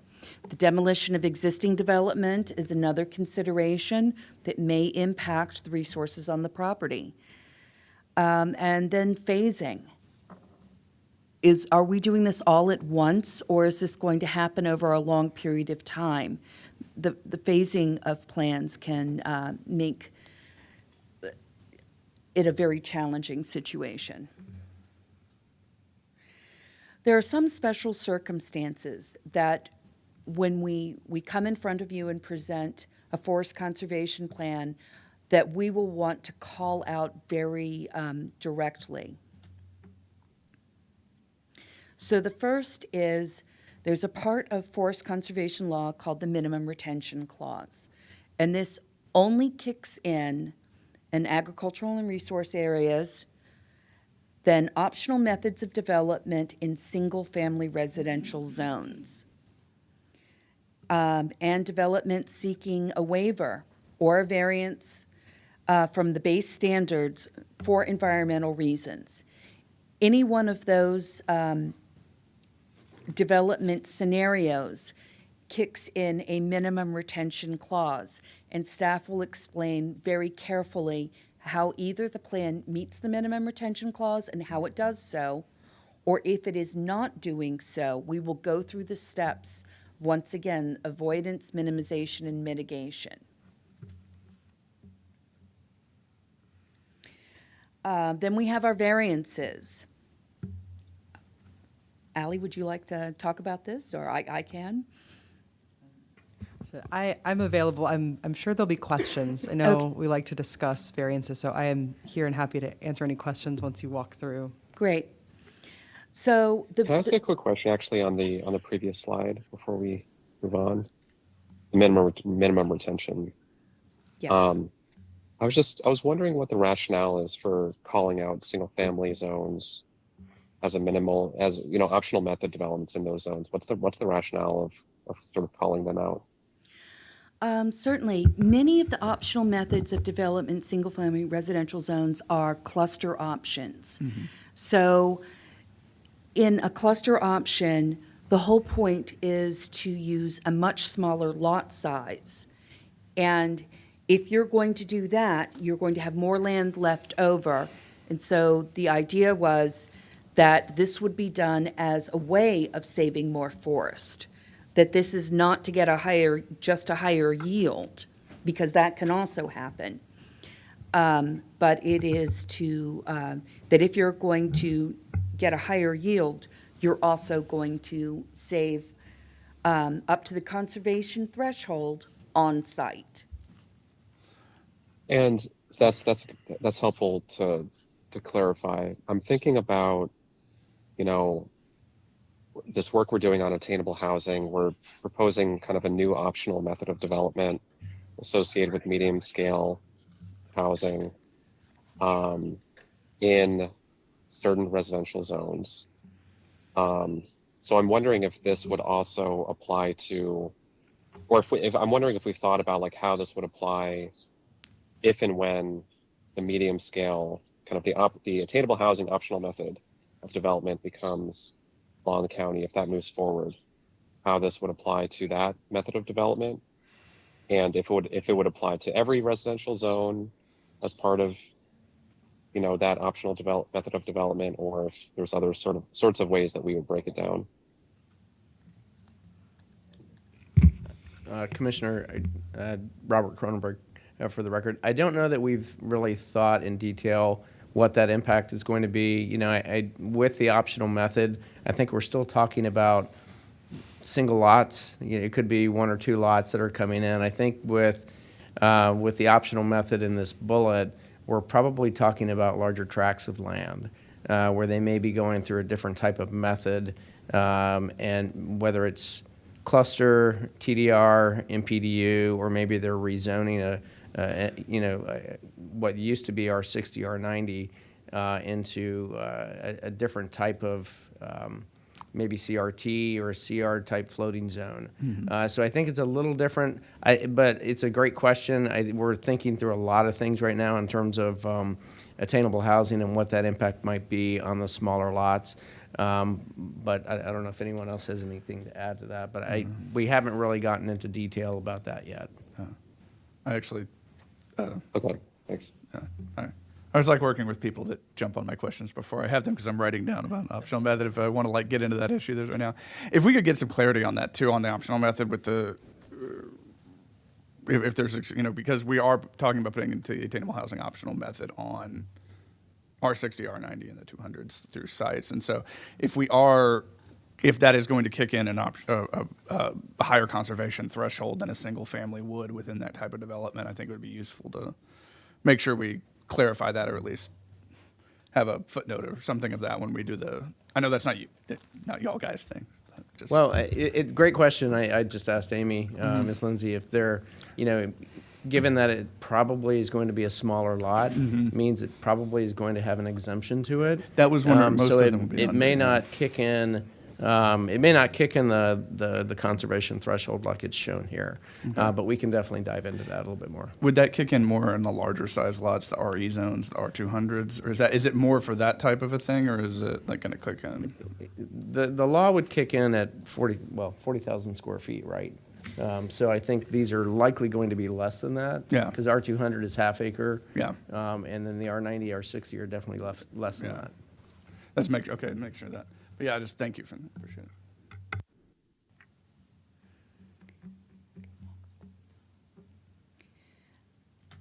I think we were going on to variances next.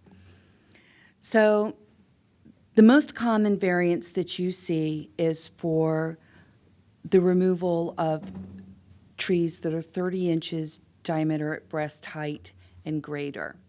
And so that's the variance that you're most commonly going to see. There also, the removal of forest within a stream valley buffer now requires a variance. But the 4 findings are the same regardless of what someone's asking for a variance for. So the very first thing is that the variance can only be requested if there is an actual hardship. So that is the first hurdle. Then the board will make 4 findings in order to grant the variance. If the variance is granted, then we will have mitigation required at a rate of 1 inch caliper for every 4 inches of diameter at breast height removed.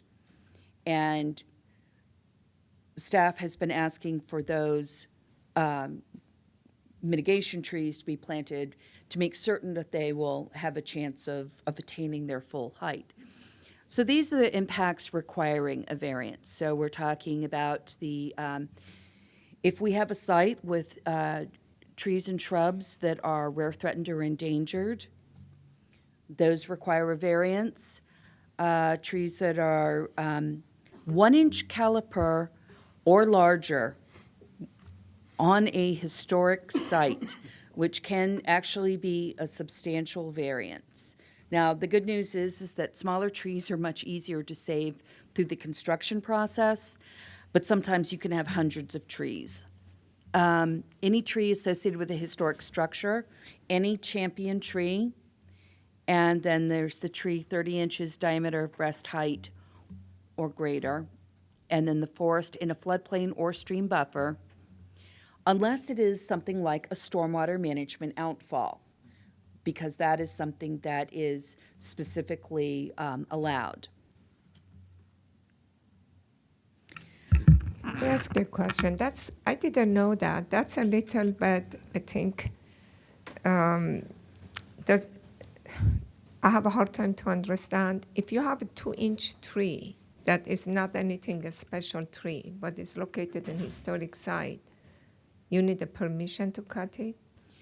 Variance, you need a variance, why? If the site is subject to a forest conservation plan, so it has to be subject to a forest conservation okay. plan. If there is an exemption, then the variance provision does not kick in. So it's only those activities that are subject to Article 2 with a forest conservation plan. But yes, if it's a historic property, that is correct. Right, and it's only if they're coming in to do development. It's not if If they want to change something, yeah, got it, thank So you may have gone over it, and maybe I missed it. What is the definition of a champion tree again? So a champion tree, there are tree lists that are maintained of county champions, state champions, and then the national champions are asterisked on the state champion list. So those lists are maintained outside of our organization. We do not have anything to do with them. And trees have to be nominated to be put on those lists. But, some of this also applies, if you're within 75% of that champion size, then, you're going to be subject to that, yes. So it's not the type of tree, it's the size of the tree? So Or it's both? it's both. Okay. The champion trees are listed by species, and the lists are maintained out of the building. They're not our creations. So another special consideration is the stream valley protection and encroachment. So in Section 4 of the environmental guidelines, it talks about what is supposed to be happening in stream valley buffers and what is allowed to happen that's not natural. So the whole point is to maintain your hydraulic regimen. So we're trying to keep the water flowing through the development process. We want to keep the water flowing where it is naturally flowing. So for example, if you have a wetland at the base of a slope, we still want water to come down to that slope to feed that wetland. But it also says no building structures or impervious surfaces in the stream valley buffer are allowed except for utility infrastructure, and that's generally your sewer lines. You have gas lines and right-of-way that run across stream valley buffers as well. Bikeways and trails, unavoidable road and utility crossings, only if there is no other way to do this. So if we have gone through and we have examined the alternatives and there is no other way to do it, then that is allowed. Stormwater management is generally discouraged in the stream valley buffer. It can be allowed on a case-by-case basis, but you need to once again demonstrate that this encroachment is unavoidable.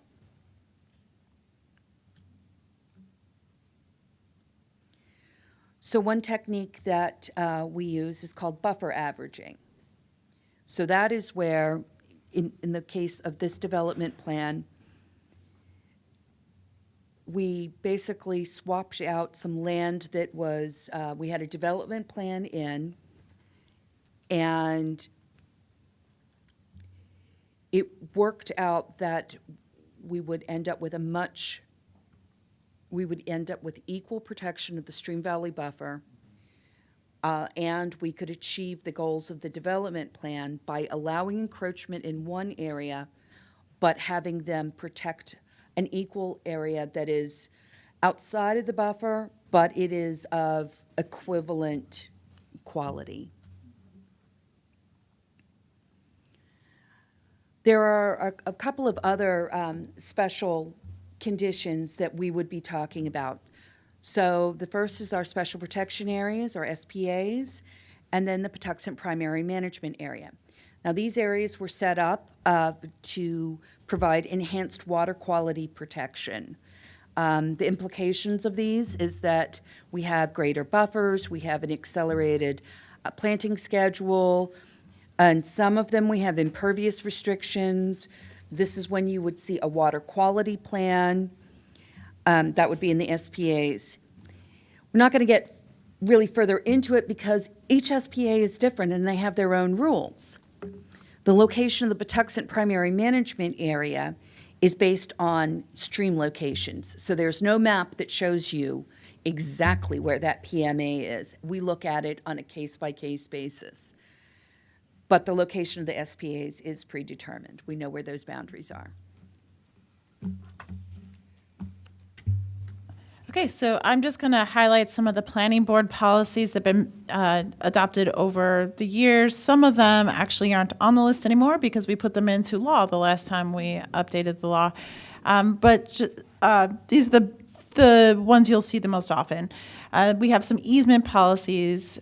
The no easements on lots of 1 acre or less because we found that it's really hard to keep forest on 1 acre of lot or less without encroachment. So it's really just difficult. We want to prevent homeowners from accidentally encroaching as much as possible. So no easements on lots of 1 acre or less.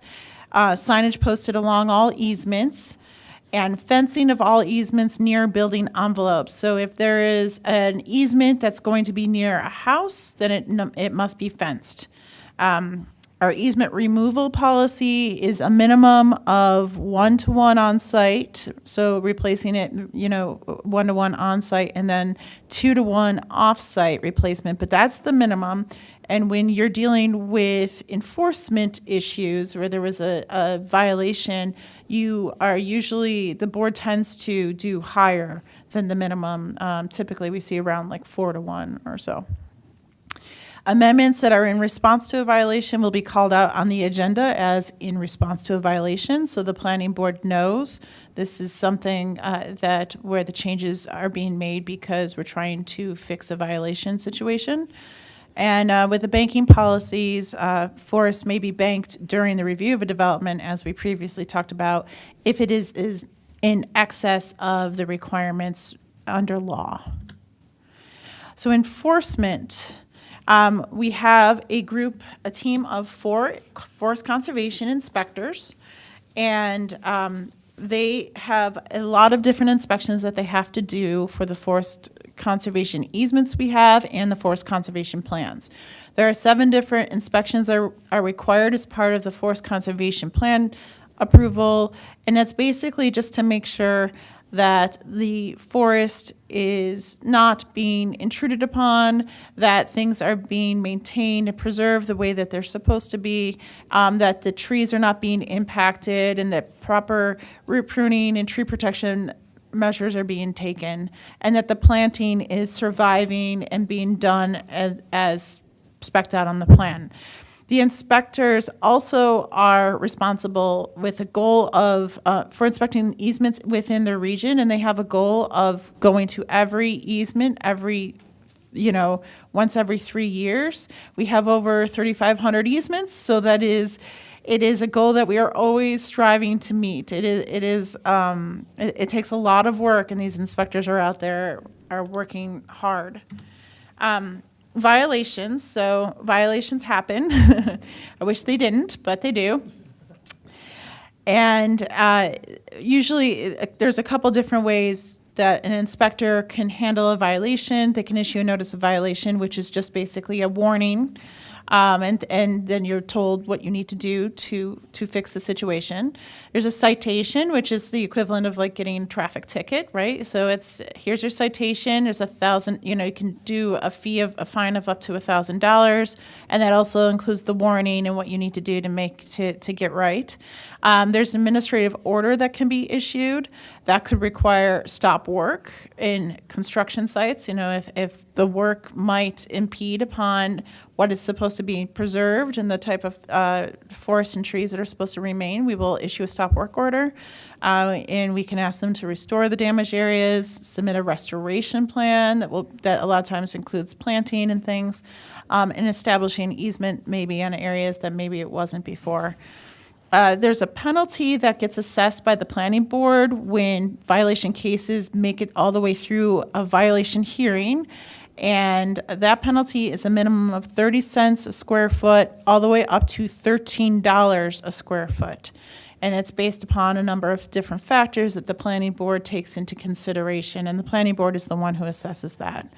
And each day a violation continues may be considered a separate violation, so that means when you get that ticket of up to $1,000, it could be that you're getting charged $1,000 a day until you correct it.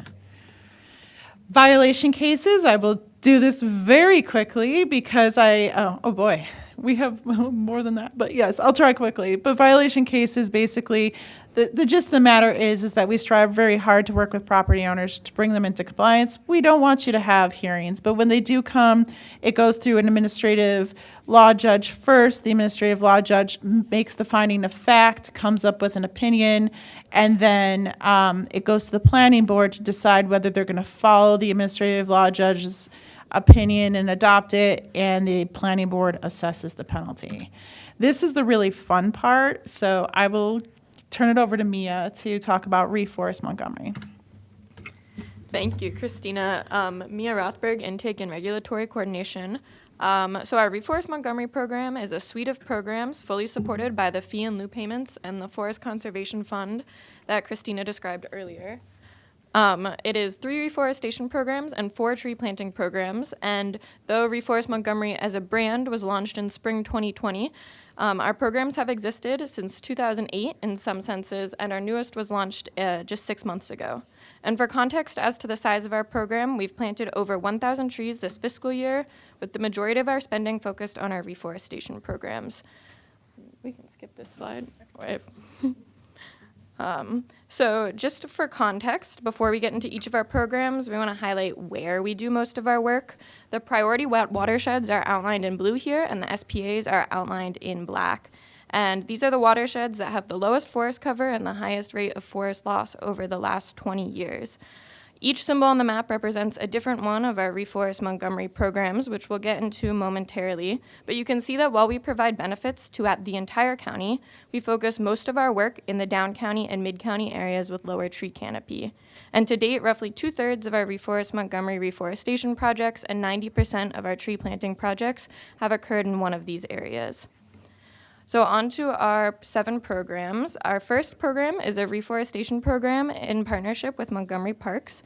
This program has been running since 2008 using fee and lieu money, and we've reforested 82 acres on parkland since that time. Although since Reforest Montgomery, we've adjusted that to about 2 to 5 acres annually. We work with the park planning and development teams and the parks management teams to annually identify potential sites, typically in stream valley buffers or unutilized or underutilized spaces at the edges of existing forest. Typically, these areas have lost forest due to invasive pressure, pests, storms, or heat stress. We typically source our trees directly from Montgomery Park's Pope Farm, and this is separate from Park's own tree planting and reforestation efforts, which are also quite extensive. And quickly, I just want to highlight the photos on the right on that slide. Sorry. This is our Watts Branch reforestation site, which you heard about during the planning director's report last week. We had a staff Arbor Day event there. The trees were planted from 2010 to 2013. We planted 1,600 trees, and the trees are now mature. So it's really a banner site for our program. Our second program is our Forest Conservation Easement Reforestation Program. So this is a program for either existing easements or areas where people would like to establish new easements on unforested land. And we provide free reforestation to property owners, free site preparation, and free management for 5 years through a contractor. Through this program, which was launched in 2021, we've reforested 7.4 acres to date. And this is not for helping to handle violations of existing easements or satisfying mitigation requirements. It's only for areas of easements where they were either never required to be planted or where forest was lost due to pressure from invasives. And then our third reforestation program is Relief the Reserve. This is a partnership with the Montgomery Countryside Alliance that we've had since 2019. And since that time, we've reforested 18 acres, about 3 to 5 acres per year. This is really similar to our easement reforestation program, although it's targeted exclusively in the agricultural reserve, and the Montgomery Countryside Alliance handles a lot of the nitty-gritty, the day-to-day things, whereas the planning staff just mostly manage the projects. And for these, we target areas that are not suitable for farming, areas near stream banks, areas that have high amounts of erosion, that sort of thing. And all of these are placed under Category 1 easements as well.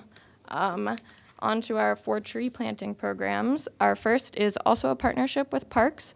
This is a partnership to move trees that are about 4 to 7 inches in diameter from Pope Farm to parks in the down county and mid county areas. And these are too large for parks to move using their own equipment, so we fund a contractor with what's called a spade truck to dig up root balls that are about 7.5 inches in diameter, drive them from Pope Farm to our parks, and replant them. And we transplant about 45 trees a year through this program, most often used as landscape trees.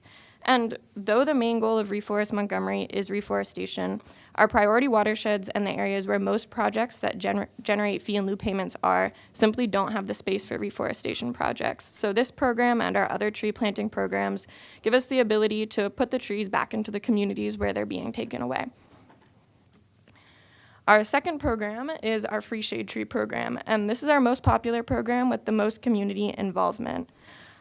We plant about 150 trees each fiscal year through this program in the urban and suburban parts of the county. And for this program, a member of our team visits each property that receives trees 3 times, once to consult with the property owner, once to flag the property, and then once to inspect the trees after planting by our contractor. Geographically eligible property owners can apply for up to 6 free trees each year, and we consider applications from equity focus areas first before filling our other slots through a lottery.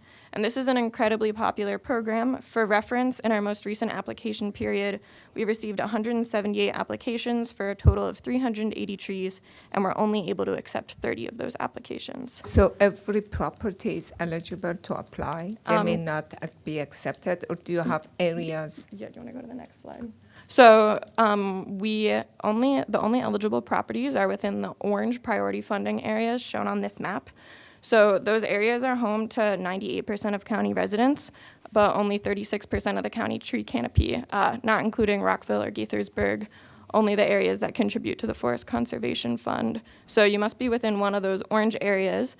And then within those areas, we also prioritize the equity focus areas. So those are outlined in red on this map.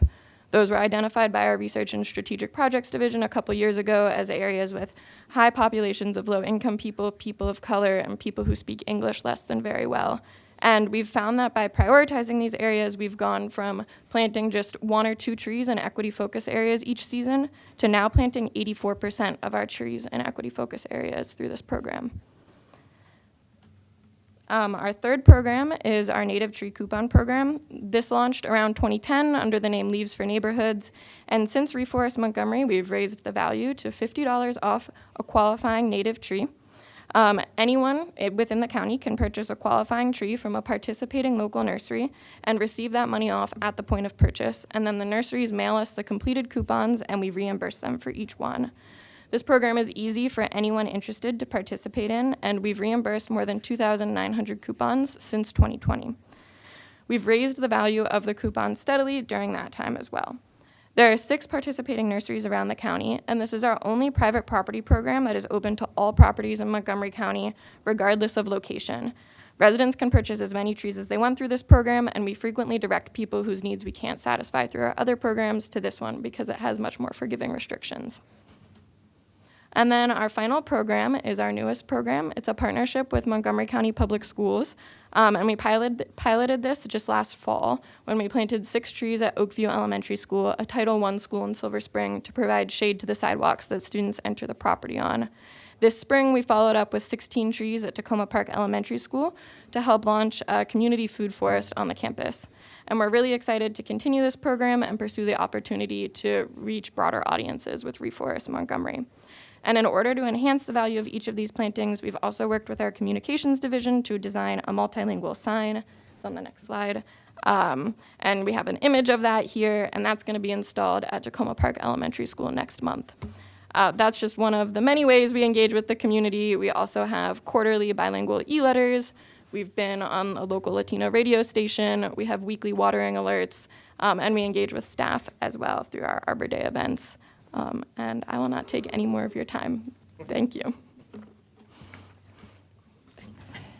Thank you. I can't say enough good things about Reforest Montgomery and the work that Mia and her team have been doing. And so I'm glad she was able to rush through it, but I hope that you take the time. If you ever want to learn more, please reach out, or, our website has a lot of the different programs on there as well.